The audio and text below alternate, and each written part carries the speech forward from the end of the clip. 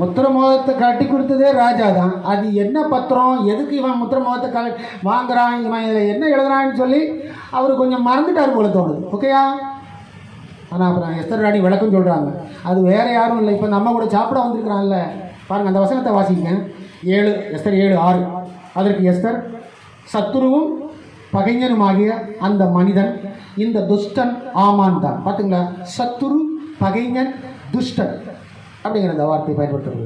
Esther ராணி சொல்கிறாங்க, இவன் ஒரு சத்துரு, பகைஞன், துஷ்டன்.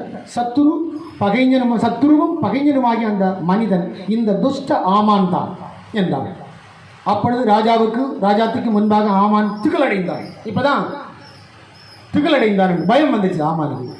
இதுக்கு முன்னாடி அந்த சட்டத்தை இவர் தான் ரெடி பண்ணார். இப்போ தான் ஆண்டவர் முதல்ல என்ன பண்ணுறாரு, அங்கே சூசான் அரண்மனையில் செயல்படுறாரு. கர்த்தர் செயல்படுறாரு பாருங்கள். அந்த கர்த்தர் சிம்பிளாக செயல்படுறாரு பாருங்கள். உடனே எல்லாம் விசாரித்த உடனே எல்லாம் தெரிஞ்சுக்கிட்டாரு ராஜா. எல்லாம் தெரிஞ்சுக்கிட்டதுக்கப்புறம் மொர்தெகாய் மேலே ஒன்றும் இல்லைங்கிறத புரிஞ்சுக்கிட்ட உடனே ராஜா என்ன பண்ணுறாரு, அதுக்கப்புறம் ரிப்பீட்டாக என்ன பண்ணுறாரு, ராஜா ஆமானின் கையில் இருந்த பாருங்கள் 8வது வசனம், 8வது அதிகாரம் 2வது வசனம்.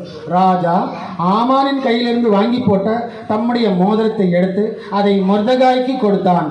எஸ்தர் மொர்தெகாயை ஆமானின் அரண்மனைக்கு அதிகாரியாக வைத்தாள். இப்போ பாருங்கள், ஆமானுக்கு பதவி போகுது, ஆமானுக்கு என்ன பண்ணுது, மரணம் வருகிறது. ஆமானுக்கு பதவியும் பறி போகிறது, மரணமும் வருகிறது.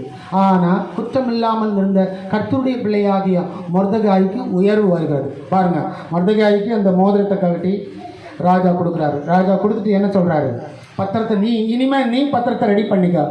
அவன் ரெடி பண்ண பத்திரத்துக்கு ஆப்போசிட்டாக நீ என்ன பண்ணு, நீ ரெடி பண்ணி வேக வேகமாக எல்லாருக்கும் கொடுங்க, வேகமாக எல்லா நாடுகளுக்கும் அனுப்புங்க அப்படின்னு சொல்லப்பட்டது.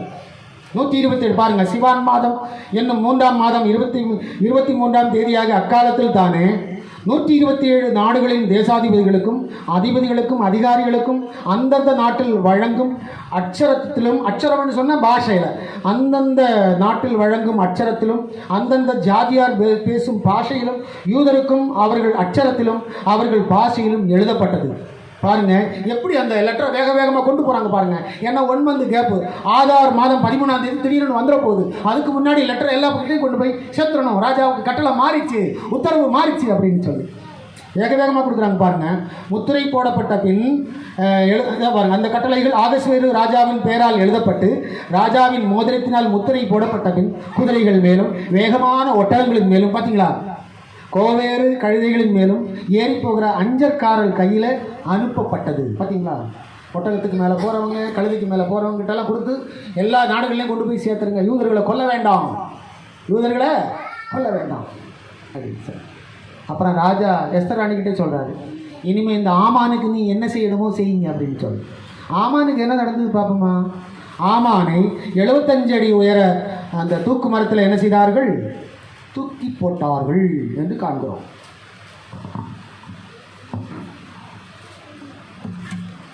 ஆமானை என்ன செய்தார்கள், 75 அடி தூக்கு மரத்தில் என்ன பண்ணாங்க, தூக்கி போட்டார்கள். காரியம் மாறுதலாய் முடிந்தது.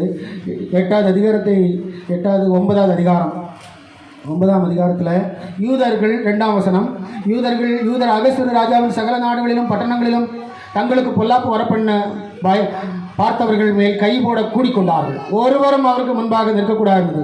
அவர்களை பற்றி சகல ஜனங்களுக்கும் பயம் உண்டாயிற்று. இப்போ யூதர்களை பற்றி எல்லாரும் பயப்பட ஆரம்பித்தாங்க.